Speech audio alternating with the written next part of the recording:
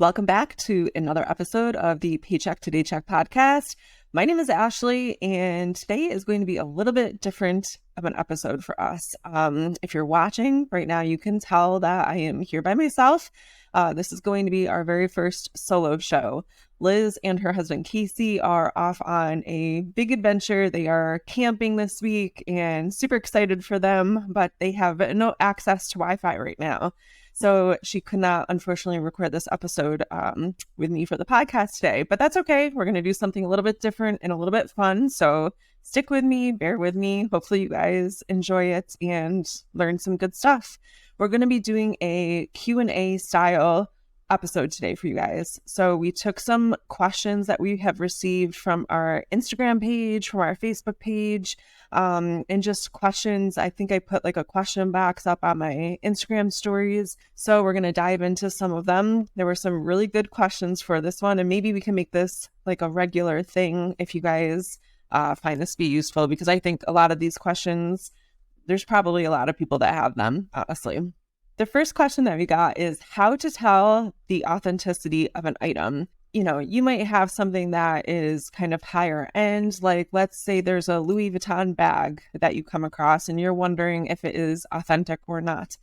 It's really hard, honestly, to learn all the ins and outs about each and every brand and the things that are done to ensure their authenticity and how people that fake these items go about faking them, and those signs and things that you can pick up on and how to tell that they're fake. It's just like, it's so much information, honestly. Okay, so let's take this LV bag for example.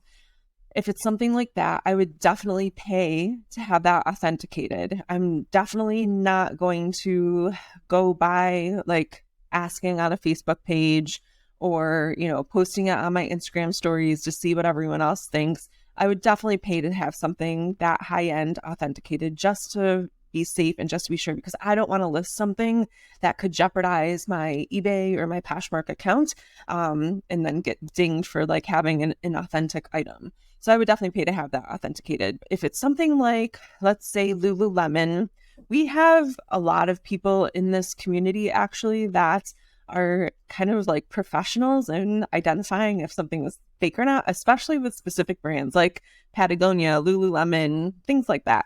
So I would probably reach out to one of them, and no, it wouldn't give me like a guaranteed certificate of authenticity. But most of these people, if you pay them for their time, they're going to tell you the reasons why they know that it is authentic. And a lot of these people specialize in those brands. If I still had some doubt, obviously I wouldn't list the item. I would probably just redonate it. I don't like taking the chance, and I highly recommend that you guys don't take chances with your accounts either. But yeah, I would try to find a professional like in our community. If I still wasn't sure about the authenticity, I just wouldn't list that item then. There are also a lot of Facebook groups out there that will teach you different ways to spot if an item is authentic or not. So we recently had someone ask in our Facebook group about the authenticity of a few Lilly Pulitzer items.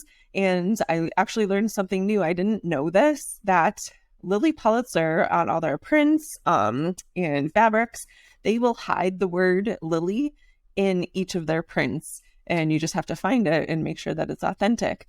The examples that I looked up, it's kind of like looking for a needle in a haystack a little bit. Like the examples that I saw were like, holy cow, that spells Lily. I wasn't really sure. But yeah, I guess that's how, one of the ways anyways that you can authenticate. There's, a lot of things that go hand in hand for each brand as well. Like they might have the same hardware, like the same symbols or logos or whatever on all of their hardware. So that's another thing to look into as well. But if you do a deep dive on what the brand consistently puts out on their product, like the Lily, for example, or the hardware, different logos on hardwares, for example, that will give you a much better idea. The next question is a good one.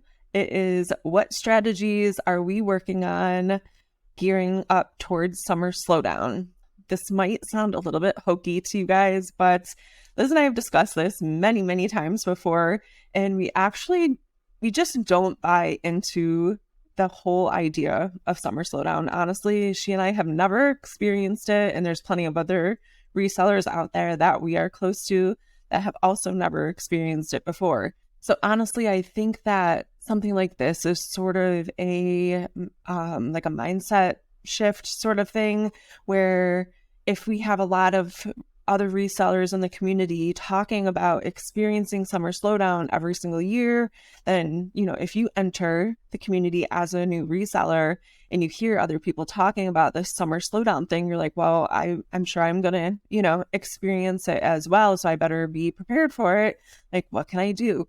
The first part, I think, is not buying into it. Do retail stores tend to experience summer slowdown? Yes, retail stores do, but I really feel that online platforms are a bit different when it comes to the same trends that retail brick and mortar stores experience. Some things that you can do to make sure that you don't experience summer slowdown would be to source different items. So you have to do things differently than what other people are doing if you don't want to experience the same things that they are. So what Liz and I are currently doing right now to make sure that we don't experience summer slowdown, like a lot of other people say that they do, we are sourcing different things. So we're sourcing pool items, pool toys, summer, just summery stuff, golf things, grilling items, gardening items. You got to think about, what do people do in the summer? They take trips, they're outside, they're in their yard, they're, taking care of their homes, they're doing projects, they're playing sports, they're, doing all kinds of activities. So sourcing for the season, I think, is really important. And then also running, sales on items that maybe have been sitting a little bit longer than you would like, running good sales to make sure that you're selling things. I can't tell you guys how many times I've personally experienced this and also heard from other resellers that they have experienced this, especially on eBay, where when you start the day off, like first thing in the morning with a sale, you will get more sales throughout the day. It's just kind of like a snowball effect. So especially like during slow times, what I will do is make sure, or when I feel like I'm experiencing a slow time, what I will do is make sure that I'm sending out offers first thing in the morning, like right when I wake up, to try to get that win right off the bat. Like I want that first sale like before like 7, 8 a.m. if I possibly can, because then I know I'm going to have a good day and it wasn't a zero day, because I've already gotten that sale. But I would say 9 times out of 10, maybe 8 times out of 10, if I get a sale first thing, like I know I'm going to get another sale, like probably pretty quick after that.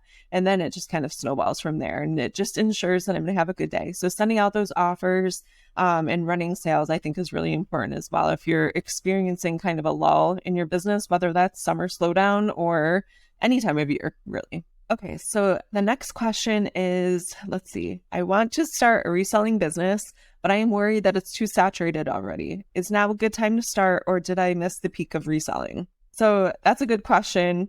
I also feel like this is a mindset shift. So you didn't miss the peak. You definitely didn't. And it is 100% not too saturated. I feel like some people might tell you it's too saturated because they don't want more competition, but I promise you there is more than enough for everyone. Start now. Like, I want you to take some action and start like right now. You're letting your mind play tricks on you, and it's keeping you from experiencing the success that you could have already if you had started, a month ago. There's definitely more than enough for everyone, like I said, but I also think that it's important to find your niche and find what is exciting to you. Find what you really love to do. So just because you've seen, let's say, for example, other people like YouTubers or popular resellers on Instagram, they're, doing a lot of clothing sales, maybe that's not what really lights you up. And that's okay, but maybe like comic books or video games, that's like more your thing. So find something that you really love to do and do that better than anyone else. I also looked up because I wanted to see like how much clothing was being donated kind of currently. And I found this Washington Post article from 2021, and it said that Goodwill handled more than 107 million donations of used goods, and it totaled around 5.7 billion pounds. That is insane, you guys. So that just showed like there's more than enough for everyone out there. Next question is, this is my first year filing taxes as reseller. Do you have any tips? Yes, I do have a tip for you, and that is hire a CPA for sure. Hopefully, you've kept track of everything that you've needed to, but we definitely recommend having a CPA do your taxes for you, especially your first year as a reseller or a business owner. I personally, I did my own taxes last year, and I will not be doing that again. I don't have the brain for it. It's something that I don't love doing at all, like not even a little bit. It's just one of those things that I would much rather pay a professional to do for me, pay them for their time and their expertise and their experience versus taking my time, and I don't want to do it. It's like pulling teeth for me. I just have no interest. So I use a CPA that is local to my parents. Actually, they have worked with my parents with their businesses for a long time. So I'm going to be using him. I used to use him, and then I did my own last year, like I said, but I'm definitely going to be going back to him. We also recommend the product, My Reseller Genie. I'm sure you guys have heard us talk about them before. They are amazing, and they have everything on their platform that you need to make sure that you have all your documents, all your ducks in a row, everything tracked for your accountant or CPA. Okay, next up, we have a really good question. It says, it seems like everyone's sales are slow right now. Mine definitely are. I haven't sold anything on Poshmark in a week. Help. Okay, so I can't speak for everyone else, but if everyone else seems like, or if it seems like everyone else is having slow sales, I will try to do something different if I feel like I'm starting to fall into that slow sales rut as well. There's definitely peaks and valleys for sure, and I'm not trying to say that everything is incredible all the time, because that's definitely not the case. But a lot of success comes from doing things that other people just will not do. So, that could mean listing a lot more than what other people are listing. It could mean doing a lot more research than what other people are doing right now to make sure that you are selling products that people actually want. So I think it's really hard to say, specifically for your case without like knowing what you're selling, without seeing your actual Poshmark closet. There could be something glaringly obvious that we could pinpoint for you within like, a little 2-minute audit or something. But what I would suggest is doing an audit of yourself. So you can start with, am I really doing what needs to be done daily? Like, you really need to be honest and take a hard look at yourself. Am I listing enough? Am I sharing enough? Am I relisting enough? Like, really take a hard look at the actions that you are taking every single day. Next, I would ask myself, am I really sourcing the items that people are actually looking to purchase? We've talked about Lululemon earlier in this episode, and a lot of people have great success with Lululemon. But for some reason, when I find it, it tends to sit for me. So unless I find something that is very, very highly sought after or a pretty rare specific piece, usually I don't pick it up, to be honest with you, because it just doesn't really sell that well for me. And I want to maximize my time. So I know that Lululemon is a good brand, and I also know that it sells pretty well for other people, but it just doesn't really sell for me. It sits usually longer than I would like, and then I end up discounting it a little bit more than I would like to. So I end up selling it for a little bit less than I planned on, and that doesn't really work for me. I want to source better items that sell for more and raise my average sale price, or ASP. So doing an audit of things like that. Also, I would take a look at your photos compared to people that are experiencing success on the platform. So Poshmark in this example. So do my photos hold up? Do my descriptions hold up? Are my titles accurate? Are there mistakes in my listings or titles? Are things listed too high? I'm very guilty of this, especially in the last couple of years. If I'm sourcing something that I know is a good item or a hot item, I personally try to get top dollar for a lot of my things, especially retail arbitrage and online arbitrage items. I want to get top dollar, and usually I am able to. However, if the item isn't selling, I tend to not lower the price enough quickly enough, I guess, to get rid of it in a more timely manner. So usually I'm holding on to things for a little bit longer than I should be, to be completely honest with you guys.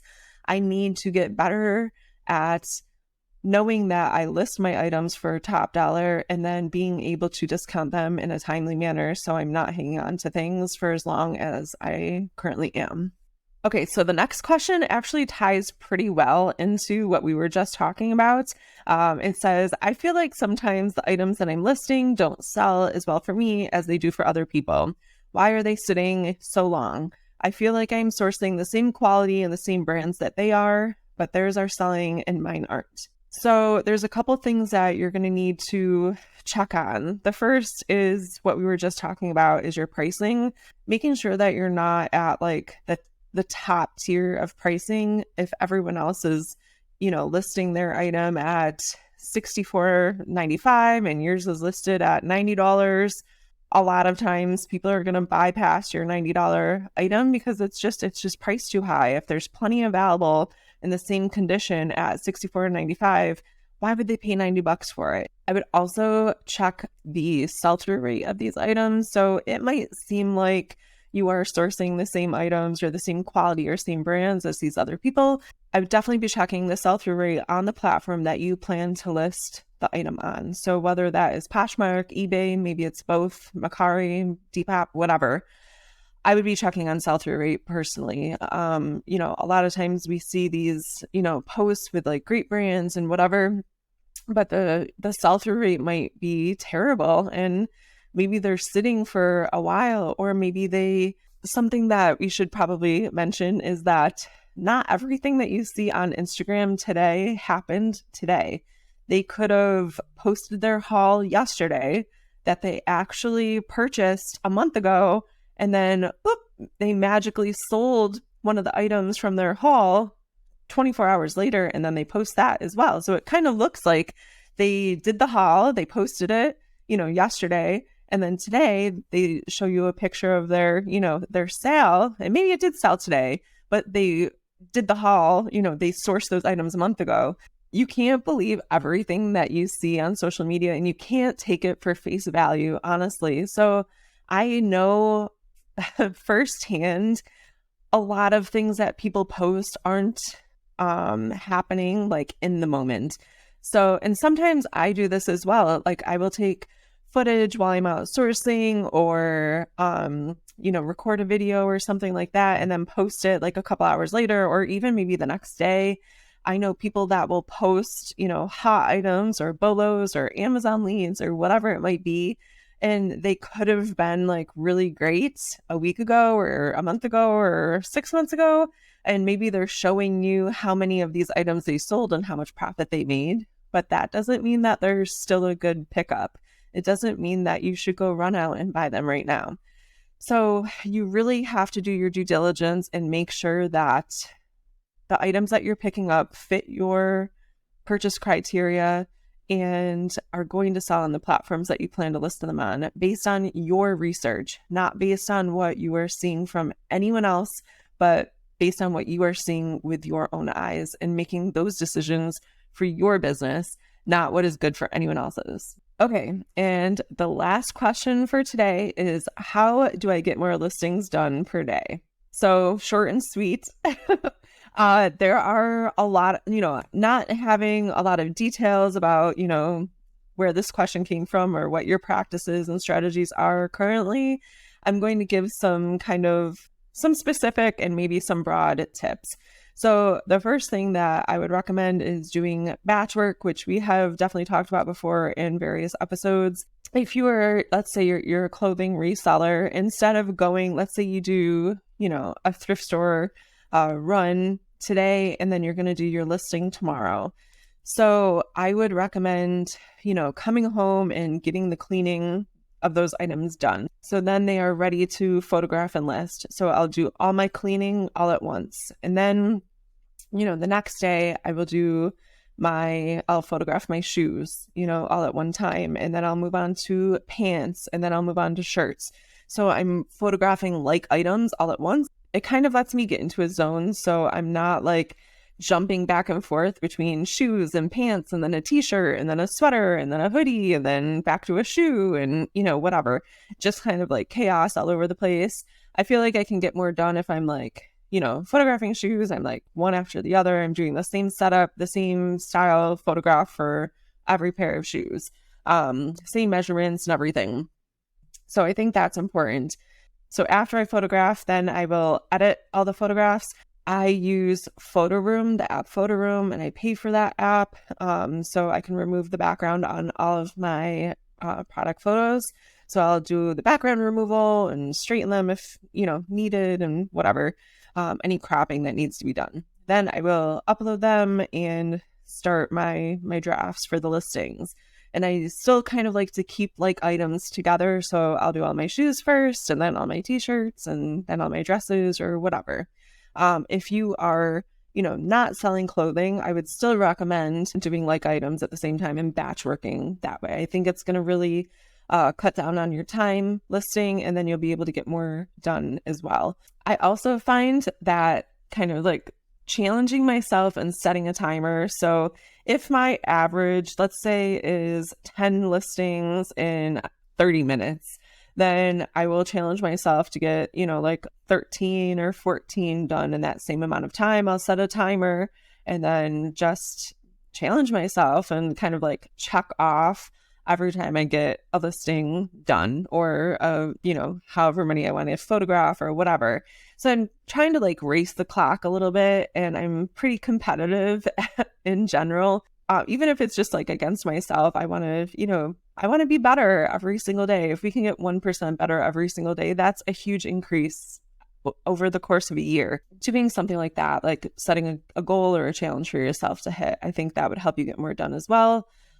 Making sure that you don't have distractions like your phone or computer or whatever. Some people think that it helps them to focus, like put their headphones on and listen to some good music or maybe their favorite podcast, or something like that. Whatever will help you focus, I say do more of that, and definitely try to eliminate or at least limit as many distractions as you possibly can. All right, guys. So that is it for today's episode. We had some great questions come in through all of our various platforms. If you want your question featured in the next Q&A episode that we do, just feel free to send us a message on Instagram or in our Facebook group, and we'd be happy to feature your question in the next Q&A episode. I also wanted to take a moment and just mention that if you haven't done so already, please take a moment to rate and review this show wherever you're listening. That is so we can get bigger and more impactful guests on to interview for you guys. Thanks so much, and we will see you in the next episode. All right, guys, that's a wrap on today's episode. Thank you so much for listening to the Paycheck to Daycheck Reselling podcast. Anything we mentioned in this episode will be linked down below in the show notes or description down below. Be sure to share this episode with anyone you think it will help, and follow us on social media at P2D Podcast. Thanks again for listening. Keep working towards that Daycheck.